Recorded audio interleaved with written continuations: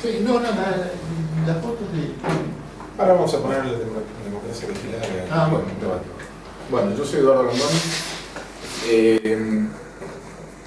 Creo que hay mucha gente joven, estaba mirando, y tal vez no pueden del todo calibrar la importancia de este encuentro y la importancia de esta mesa, en el sentido de que yo también pienso que todos en nuestra juventud creímos que inaugurábamos una época. Carlitos inauguró una, él inauguró otra, la gente del Cordobazo inauguró otra y yo, que soy un poco más joven, inauguré otra. Y resulta que nadie había inaugurado nada, sino que había empezado tal vez en la fotografía argentina con caras y caretas a principios del siglo, donde más allá de que algunas fotos no se firmaban, ya tenían algunas fotos firmadas y ya contaban historias. Y cuando no podían contar la historia la recreaban.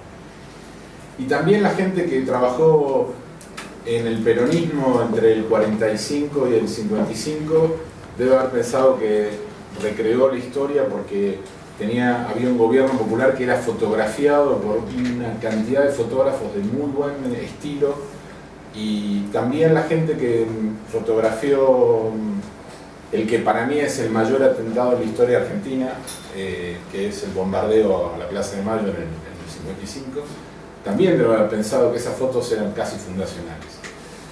Y me parece que la propuesta de Julio, que a mí ya a esta altura me emociona, me parece que es haber juntado estas tantas fundaciones. Algunos no podemos traerlos porque los de caras y caretas ya no van a querer venir. Y que en realidad lo que pasa es que cada uno de nosotros continúa una historia y abreva en la historia del otro. Cuando yo empecé a trabajar, que salía a la Colimba recién en el año 79, en plena dictadura, y no tenía la menor idea de qué hacer con una cámara, pero quería irme de la casa de mis viejos y me parecía que esa era una herramienta, porque la había usado en el secundario, en unas revistas clandestinas que habíamos hecho en la época de la dictadura. Llegué a Noticias Argentinas y me atendió un señor que lamentablemente no está entre nosotros, que es Miguel Ángel Cuarterolo, que fue un gran editor de fotografía, y me tomó como para que a prueba, para que yo fuera ahí, y todos los fotógrafos que había ahí, que para mí eran señores por lo grande, pero tenían 29, 30 años, Marcelo Ranea, Carlos Villoldo, Omar Torres, Daniel García, Mario Fiordelici, Horacio Mucci, eran realmente maestros, fueron maestros de mi generación. Y había dos tipos de fotografía que hoy, justamente con esto que pasó de esta gente, de estos dos muchachos que vinieron a contar su historia del Cordobazo, esas fotos nosotros las teníamos en la cabeza, y las fotos de Kudelka, de Praga, eran las otras fotos que teníamos en la cabeza. ¿Saben de qué hablo, no? La invasión rusa. Josef Kudelka, que es fotógrafo checo, checoslovaco en realidad, porque él nació cuando Estados Unidos, y que en ese momento eran fotos anónimas, porque Kudelka ya había podido salir de Checoslovaquia, pero su padre no, entonces él no las quería firmar, y las fotos tenían un crédito que era PP, que era Prague Photography.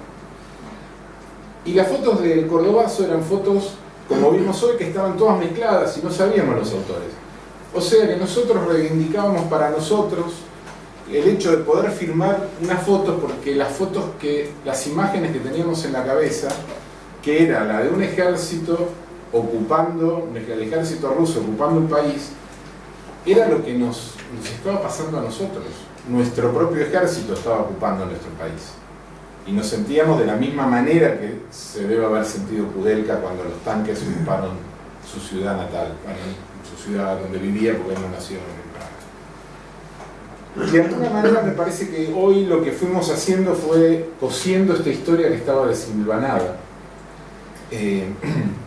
Y entonces cada uno de nosotros que contó su historia y se miró el ombligo y no miró lo que estaba atrás, y a veces tampoco mira lo que está adelante, porque siempre el tiempo pasado fue mejor, entonces nos quedamos charlando sobre lo que nos pasó y lo que está pasando se nos está yendo. Y me parece que la riqueza de este encuentro, sobre todo para la gente joven, es tener ya contada la historia para que, bueno, vayamos para adelante, ¿no? En esta vieja frase de que los pueblos que no tienen memoria van a repetir de nuevo sus errores. Y nosotros como colectivo de fotógrafos, si pensamos que cada vez que sacamos una foto estamos creando la historia, vamos a repetir errores y no vamos a aprender del otro. Así que gracias. Retomando un poco el hilo narrativo, Noticias Argentinas, como vos decías, nace en el 74 por la prohibición de un decreto de Perón le prohíbe a las agencias internacionales distribuir fotos y cables que tengan que ver con la Argentina. De alguna manera una censura. Entonces, sobre todo los diarios del interior se reúnen y crean Noticias Argentinas, más allá de que también los diarios de Capital tenían ese servicio y además eran poderosos accionistas, Clarín, La Razón y La Nación. Tan poderosos eran que en el 82, cuando se retiran ellos tres como Grupo Papel Prensa, crean DIN. O sea, DIN es una decisión del directorio de Noticias Argentinas. Yo empecé en el 79, o sea, la agencia ya estaba lanzada hacía varios años, y empiezo a fotografiar. Yo era un militante político, empiezo a fotografiar también como una herramienta de militancia. La cámara era una herramienta, pero por otro lado no solamente había una dictadura, sino que había porque hoy nos resulta más sencillo entenderlo, sino que había una dictadura que creó un término, que creó los desaparecidos, que creó esa figura terrible, que mató a una generación entera, pero además la hizo desaparecer, y lo que quería hacer desaparecer era la imagen. Entonces, bueno, creo que por eso para todos nosotros fue muy conmovedor la charla de ayer de Miller y las fotos que mostró. Yo la verdad que nunca había visto una foto de un represor con una venda al lado de un... O sea, es la foto más cercana que hay a la tortura que yo haya visto. Porque nosotros deambulábamos por la calle casi desesperadamente porque no podíamos fotografiar ni la tortura, ni el secuestro, ni los centros clandestinos de detención. Aparte de que esto, después podemos sumarnos a la discusión, pero no todos sabíamos todo lo que pasaba. Yo creo que ese es el golpe que nos produjo a la sociedad argentina el juicio de las juntas y el informe de la CONADEP, o al revés en tiempo, que es, yo fui varios días al juicio y salías una persona y salías hecha otra persona. Cuando escuchabas la tortura en primera persona, nunca más volvías a saber el que eras.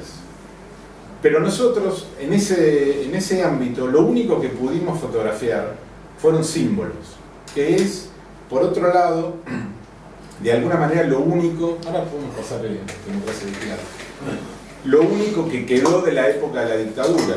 Creo que el símbolo principal es el pañuelo de las madres. Ese es el símbolo, en realidad, el primer símbolo que desde Sigla primero y desde Noticias Argentinas después, había como una contribución casi, diría que pequeña, de darle las fotos a las madres para que las madres pudieran mandar esas fotos a Europa y se publicaran, porque acá Noticias Argentinas transmitía esas fotos, porque era una agencia relativamente, a ver, no quiero decir la palabra progresista porque es rara, pero no era una agencia que estuviera a favor de la dictadura, pero los diarios publicaban el 5% de esas fotos.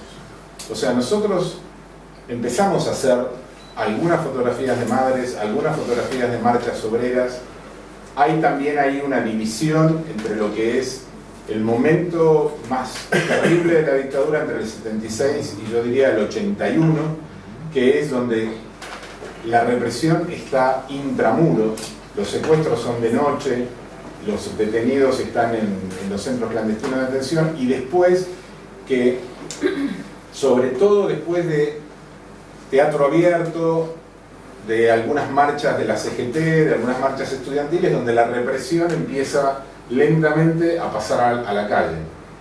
Empieza a haber menos desaparecidos y más represión en la calle. Y es el momento que de alguna manera la fotografía empieza a cobrar la importancia que de poder tener material para fotografiar, aparte de aquellos símbolos. Hoy cuando Carlos contaba lo de los contactos, como vos mirabas los contactos y cuando vos lo contabas en viva, mi gran maestro fue Miguel Ángel Cuarterolo, que pedía siempre: no corten el rollo, estamos hablando de película, el rollo blanco y negro, porque como uno se fue parando en la nota es la radiografía de lo que hiciste. Si llegaste al puntum de la nota y pasaste de largo porque no lo viste, o si llegaste ahí te quedaste. Y entonces para nosotros que empezábamos, y acá lo sumo a Pablo Lasansky, a Pablito Grimberg, que eran también de una generación posterior, esos tipos como Miguel Ángel Cuarterolo, como Daniel García, como Mar Torres, que miraban los negativos y te editaban una foto pero te enseñaban, porque la historia no era solamente editar la mejor foto para la nota, sino que era enseñarte si habías tenido una buena foto o si había una foto que había que dar porque había que cubrir esa nota y te habías parado mal en la nota. Todos los días estábamos como así. Yo me acuerdo de un tipo que era genial como fotógrafo, después se perdió su rastro y se fue a vivir a Italia, que era Horacio Mucci. Horacio Mucci era un gran fotógrafo, un tipo que tenía una estética maravillosa y me había adoptado a mí como su pollo para fotografiar. Entonces él me decía: tenés que empezar a practicar tener primeros planos fuera de foco, porque la foto tiene más profundidad. Entonces yo iba y practicaba con Videla, con Macera, porque era lo que teníamos adelante. Fotografiar todos los días a Videla, a Macera, a Camps. Yo trabajaba en Noticias Argentinas a la mañana de 8 a 2 de la tarde y había millones de actos militares. Entonces parte de la agenda era eso. Pero aparte, y acá esto entronca con la muestra, lo que estamos viendo es Democracia Vigilada, que es un libro que editó el Fondo de Cultura Económico, y el editor fue un mexicano que se llama Pablo Ortiz Monasterio, y es de alguna manera un compendio de las primeras 4 o 5 muestras del periodismo gráfico. El periodismo, la muestra de Argra, que en ese momento el grupo que la fogoneó, que la fundó, se llamaba Grupo de Reporteros Gráficos.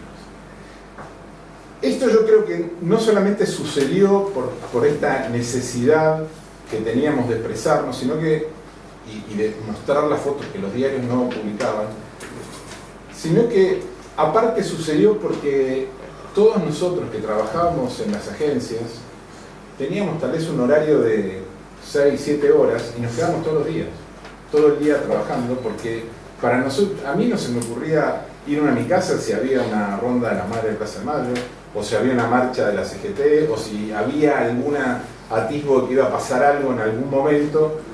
Yo la verdad que no lo hacía. En ese momento estudiaba historia, entonces me iba un ratito a la facultad y trataba de estar comunicado como pudiera, porque no había celulares, no había libros, no había nada, llamaba con teléfono público y seguía trabajando. Y de alguna manera me parece que este lugar era un lugar de aprendizaje, pero además era como una especie de club de amigos. Y creo que de ese club de amigos sale esta muestra, porque la mayoría del grupo fundador de la muestra es de Noticias Argentinas. Se le suma ahí a Becker Casavari, que trabajaba en Clarín, Carlitos Pese, que laburaba en 7 días, y Aldo Amura, que era un fotógrafo independiente. Pero la mayoría de las cosas se hacían en Noticias Argentinas. Las fotocopias pasaron. Bueno, de hecho, en la primera muestra, como él decía, la primera muestra, la verdad que fue en un lugar que se llamó, que era el Centro de Residentes Azuleños. Nunca entendí por qué los residentes azuleños tenían un lugar en Buenos Aires, en la ciudad de Buenos Aires, pero bueno, lo tenían. Era en San Telmo. Y nosotros hicimos lo que llegaban las fotos, cada uno podía mandar hasta 3 fotos y llegaban a Noticias Argentinas. Y lo que nosotros hacíamos era retocar las fotos de cada uno, que venían rayadas y demás. Había una sensación de amor por la obra del otro que yo vi un poco replicada este año en esta en esta acción de Argra de los 40 años con la pegatina de estas 3 fotos. El amor con lo que cada uno cortaba las fotos en la sede de Argra y las pegaba. Como esta sensación de que las fotos tenían firma, tenían nombre, pero eran de un colectivo, eran de alguien, eran de todos nosotros. De hecho, la muestra era impresentable, porque además nos tocó un día de humedad, estaban pegadas en Passepartout y se volaron todas, y era un asco. Después se fue perfeccionando de alguna manera, y bueno, de ahí, como les decía, nace DIN en el año 82, por una pelea empresarial, si se quiere, con lo cual a este grupo, muchos fotógrafos de NA migran a DIN, y con esto lo que se formó fue como un grupo, un club de amigos más grande, porque además estábamos en el mismo edificio, había 5 pisos, y además fue para nosotros como fotógrafos muy bueno, porque además de ser un club de amigos, los fotógrafos no nos gusta perder ni a la bolita, entonces siempre queríamos tener mejores fotos que el fotógrafo de DIN, en mi caso que estaba en NA y viceversa, así que también eso levantó o profesionalizó más a los fotógrafos de las agencias.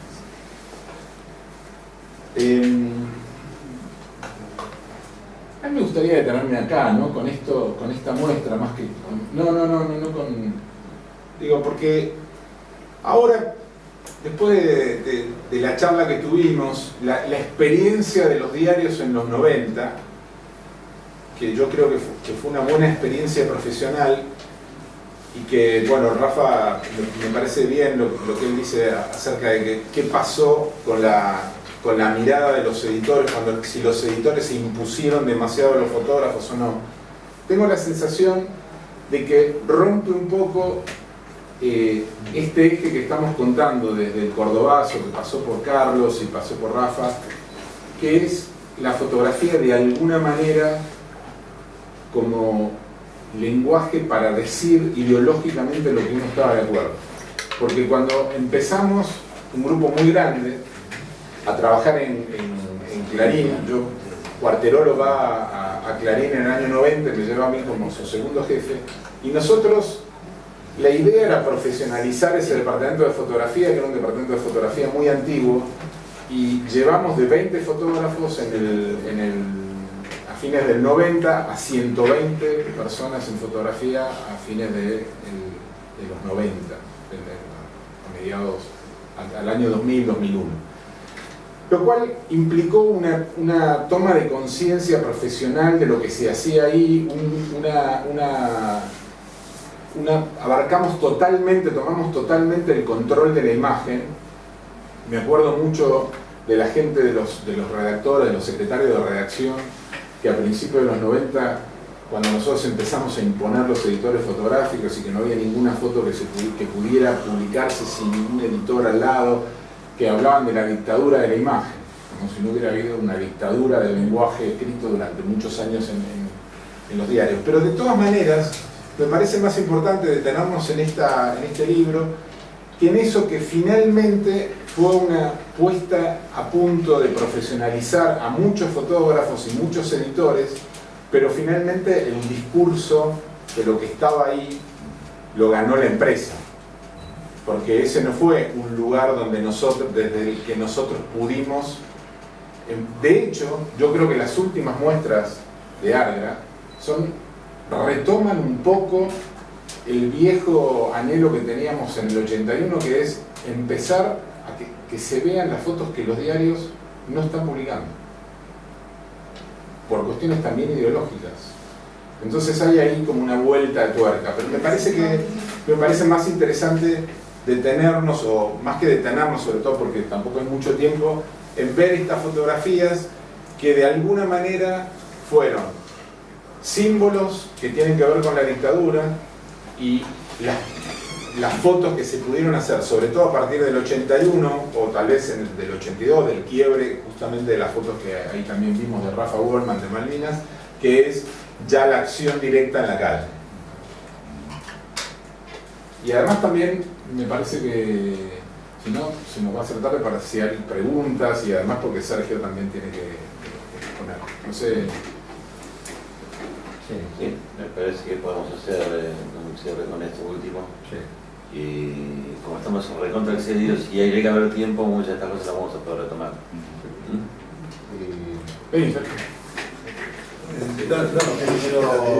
Danta y... ¿Los tres?